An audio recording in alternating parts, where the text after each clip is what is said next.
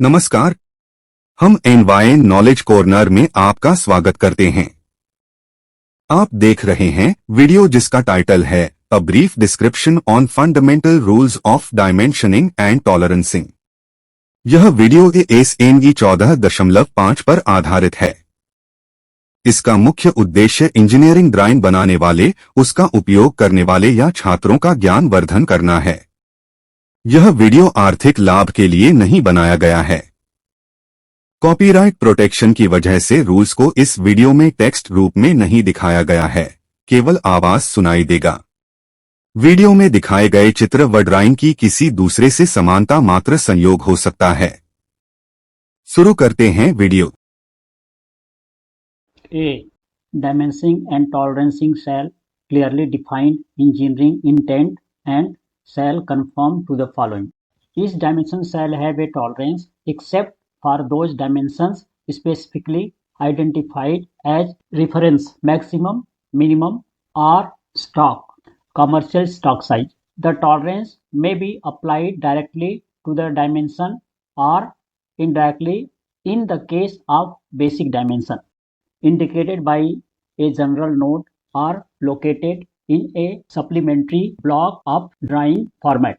See SME Y14.1 and SME Y14.1M. अर्थात सभी dimensions पर टॉलरेंस देना अनिवार्य है जब तक कि वह निम्नलिखित श्रेणी में नहीं आता। डायमेंशन केवल रेफरेंस के लिए दिया गया हो, जिसकी अधिकतम तथा न्यूनतम सीमा दी गई हो। दिया गया स्टॉक साइज जो कि कमर्शियल उद्देश्य से दिया गया हो। टॉलरेंस को सीधे डायमेंशन पर दिया जा सकता है। बेसिक डायमेंशन के केस में परोक्ष रूप में दिया जा सकता है। जनरल नोट के रूप में दिया जा सकता है और सप्लीमेंटरी ड्राइंग ब्लॉक के रूप में भी दिया जा सकता है। B. Dimensioning and tolerancing shall be complete so there is full understanding of the characteristics of each feature. Value may be expressed in an engineering drawing or in a CAD product definition dataset. See SME Y14.41. Neither scaling, measuring directly from an engineering drawing, nor assumptions of a distance or size is permitted, except as follows. Undimensioned drawings such as loft printed drawings, templates, and master layout prepared on stable material, provided the necessary control dimensions are specified. अर्थात dimension और tolerance इस प्रकार निर्दिष्ट करें कि वह feature के सभी कैरेक्टरिस्टिक की पूर्णता को सुनिश्चित करे। इसे इंजीनियरिंग ड्राइंग के रूप में निर्दिष्ट किया जा सकता है। इसे computer aided design product data set के रूप में भी निर्दिष्ट किया जा सकता है, जबकि डायमेंशन को ड्राइंग पर से स्केल द्वारा नाप कर नहीं ले सकते हैं और न ही इसे अपनी कल्पना द्वारा ले सकते हैं। निम्नलिखित अवस्थाओं में ऊपर बताया गया नियम लागू नहीं होता, अर्थात उन्हें नाप सकते हैं। बिना डायमेंशन के ड्राइंग जैसे loft, printed circuit board, template, master layout यदि सुदृढ़ मटेरियल से बने हों और उनके कंट्रोल डायमेंशन निर्दिष्ट हों। C. Each necessary dimensions of an end product shall be shown. No more dimensions than those necessary for complete definitions shall be given. The use of reference dimensions on the drawing should be minimized. अर्थात and product के engineering drawing में केवल आवश्यक dimensions को ही निर्दिष्ट करना जरूरी है। एंड प्रोडक्ट के पूर्ण डेफिनेशन के लिए गैर जरूरी डायमेंशन को ड्राइंग पर निर्देशित नहीं करना चाहिए। ड्राइंग पर रेफरेंस डायमेंशन का न्यूनतम उपयोग करना चाहिए। D. Dimensions shall be selected and arranged to suit the function and mating relationship of a part and shall not be subjected to more than one interpretation. अर्थात इंजीनियरिंग ड्राइंग में dimension और specification का चुनाव और व्यवस्थापन उसके function के आधार पर करना अनिवार्य है। पार्ट के रिलेशन में करें, साथ ही साथ इसका एक से अधिक इंटरप्रिटेशन न हो। फिगर 2 में डायमेंशन 16 एलन की स्लॉट और क्लियर होल के लिए डायमेंशन एक ही बार में दिखाया। जबकि अक्रॉस फ्लैट और के लिए अलग अलग होना चाहिए। E. The drawing should be defined a part without specifying manufacturing methods. Thus, only the diameter of a hole is given without indicating whether it is to be drilled, reamed, punched, or made by any other operation. However, in those instances where manufacturing, processing, quality assurance, or environmental information is essential to the definition of engineering requirements, it shall be specified on the drawing or in a document reference on the drawing. अर्थात engineering drawing में केवल parts का specification ही निर्दिष्ट करना चाहिए, न कि उसके उत्पादन की विधि को। उदाहरण के लिए, यदि किसी पार्ट में छेद करना है तो उसका उत्पादन विधि जैसे कि ड्रिलिंग, रीमिंग, बोरिंग आदि निर्दिष्ट करना आवश्यक नहीं है। अगर उत्पादन की विधि, क्वालिटी अश्योरेंस या एनवायरनमेंट से संबंधित स्पेसिफिकेशन लिखना जरूरी है तो इसे ड्राइंग में ही लिखें, या फिर अलग डॉक्यूमेंट बनाएं और उसका रेफरेंस ड्राइंग में लिखें। F. Non-mandatory processing dimensions shall be identified by an appropriate note, such as non-mandatory manufacturing data. Examples of non-mandatory data are processing dimensions that provide for finish allowance, shrink allowance, and other requirements, provided the final dimensions are given on the drawing. अर्थात अगर final dimension drawing में निर्दिष्ट हो तो गैर अनिवार्य process के dimension को उपयुक्त नोट जैसे कि नॉन मैंडेटरी द्वारा स्पष्ट रूप से चिन्हित किया जाना अनिवार्य है।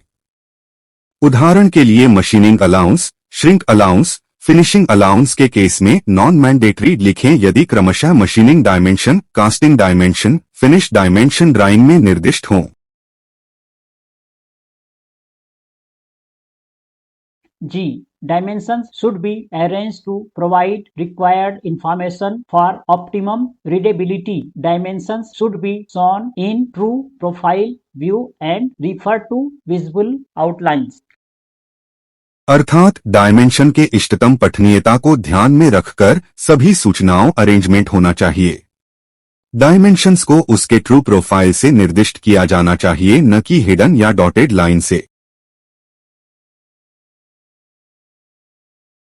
H. Wires, cables, sheets, rods, and other materials manufactured to gauge or code number shall be specified by linear dimensions, including the diameter or thickness. Gauge or code numbers may be shown in parentheses following the dimensions. अर्थात gauge से बनाए जाने वाले material जैसे कि wire, sheet, rod या इस तरह के अन्य मटेरियल के टेक्निकल ड्राइंग में इनके साइज को रैखिक डायमेंशन से प्रदर्शित करना आवश्यक है। इसमें डायामीटर और थिकनेस दोनों सम्मिलित हैं। गेज नंबर या कोड नंबर को ड्राइंग में डायमेंशन के बाद पैरेंथेसिस के रूप में लिखा जा सकता है। I. A 90-degree angle applies where center lines and lines depicting features are shown on a 2D orthographic drawing at right angles and no angle is specified. See para 2.1.1.3. अर्थात जब 2D ऑर्थोग्राफिक ड्राइंग में centre line और specific feature प्रदर्शित करने वाले line आपस में 90 degree का कोण बनाते हैं और कोई कोण प्रदर्शित नहीं किया जाता है तो वहां 90 डिग्री का कोण अप्लाई होगा। J. A 90-degree basic angle applies where center lines of features in a pattern or surfaces shown as right angle on a 2D orthographic drawing are located or defined by basic dimensions and no angle is specified. See para 2.1.1.4. अर्थात किसी 2D orthographic drawing में basic 90 degree का कोण तब माना जाता है जब किसी पैटर्न या सतह में फीचर्स की सेंटर लाइनस समकोण पर हो, बेसिक डायमेंशन से डिफाइन या लोकेटेड हो और उसके बीच का कोण न दिया गया हो। K. A zero basic dimension applies where axes, centers, planes or surfaces are shown coincident on a drawing and geometric tolerances establish the relationship among the features See para 2.1.1.4. अर्थात किसी 2D ऑर्थोग्राफिक ड्राइंग में 0 basic dimension या 0 degree का कोण माना जाता है यदि अक्षों, सेंटर प्लेन्स या सतहों को संपाती निर्दिष्ट किया गया हो और फीचर्स के बीच जियोमेट्रिक टॉलरेंस एस्टेब्लिश हो रहा हो। L. Unless otherwise specified, all dimensions and tolerances are applicable at 20 degree centigrade, that is 68 degree Fahrenheit, in accordance with ANSI and ASME B89.6.2. Compensation may be made for measurements made at other temperatures. अर्थात engineering drawing पर निर्दिष्ट dimensions और tolerances 20 degree centigrade तापक्रम के लिए applicable होते हैं। अन्य तापमान के लिए प्रभावित डायमेंशंस को आवश्यक कंपनसेशन देना अनिवार्य है। उदाहरण के लिए फोर्जिंग के मास प्रोडक्शन में इंस्पेक्शन प्रोसेस के बीच में ही होता रहता है। ऐसे में फोर्जिंग के समय का भी डायमेंशन निर्दिष्ट करना जरूरी हो जाता है। डायमेंशन के साथ एप्लीकेबल तापक्रम भी दिया जाता है। M. Unless otherwise specified, all dimensions and tolerances apply in a free state condition. For exceptions to this rule, see para 4.20 and 5.5. 4.2 is about degree of freedom and 4.5 is about application of free state symbol. अर्थात engineering drawing या specification में निर्दिष्ट dimensions और tolerances उसके मुक्त अवस्था की स्थिति के लिए निर्दिष्ट होते हैं। इसके अतिरिक्त किसी दूसरी अवस्था की स्थिति में ड्राइंग या स्पेसिफिकेशन में स्पष्ट रूप से निर्देश देना अनिवार्य है। N. Unless otherwise specified, all tolerances apply for full depth, length and width of the feature. अर्थात किसी भी फीचर पर टॉलरेंस उसकी पूरी गहराई, लंबाई और चौड़ाई के लिए निर्दिष्ट होता है। अन्य मामले में स्पष्ट रूप से निर्दिष्ट करना अनिवार्य है। उदाहरण के लिए यदि डायमेंशन पूरी गहराई, लंबाई या चौड़ाई के लिए नहीं है तो इफेक्टिव डिस्टेंस देना जरूरी है। O. Dimensions and tolerances applies only at the drawing level where they are specified. A dimension specified for a given feature on one level of the drawing, that is a detailed drawing, is not mandatory for that feature at any other level, that is an assembly drawing. अर्थात technical drawing specification में निर्दिष्ट dimension और tolerance केवल drawing स्तर के लिए होते हैं जहां उन्हें निर्दिष्ट किया जाता है। किसी विशेष फीचर के लिए एक स्तर के ड्राइंग पर निर्दिष्ट डायमेंशन उसे दूसरे स्तर के ड्राइंग के लिए अनिवार्य होना आवश्यक नहीं है। उदाहरण के लिए कंपोनेंट लेवल पर दिए गए सभी डायमेंशन असेंबली लेवल के ड्राइंग पर निर्दिष्ट करना अनिवार्य नहीं है, क्योंकि ज्यादातर डायमेंशन मैन्युफैक्चरिंग के लिए होते हैं।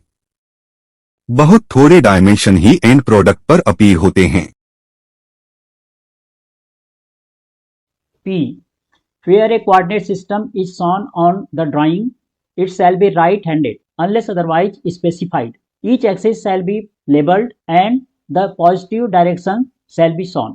Note: where a model coordinate system is shown on the drawing, it shall be compliant to the ASME Y14.41. अर्थात जब कभी इंजीनियरिंग ड्राइंग पर डायमेंशन कोऑर्डिनेट सिस्टम द्वारा प्रदर्शित किया जाता है तो कोऑर्डिनेट सिस्टम राइट हैंडेड होना अनिवार्य है। किसी अन्य स्थिति में स्पष्ट रूप से ड्राइंग में निर्दिष्ट होना जरूरी है। ऐसी स्थिति में एक्सिस स्पष्ट रूप से निर्दिष्ट होना जरूरी है। साथ ही साथ पॉजिटिव डायरेक्शन भी निर्देशित करना अनिवार्य है। धन्यवाद।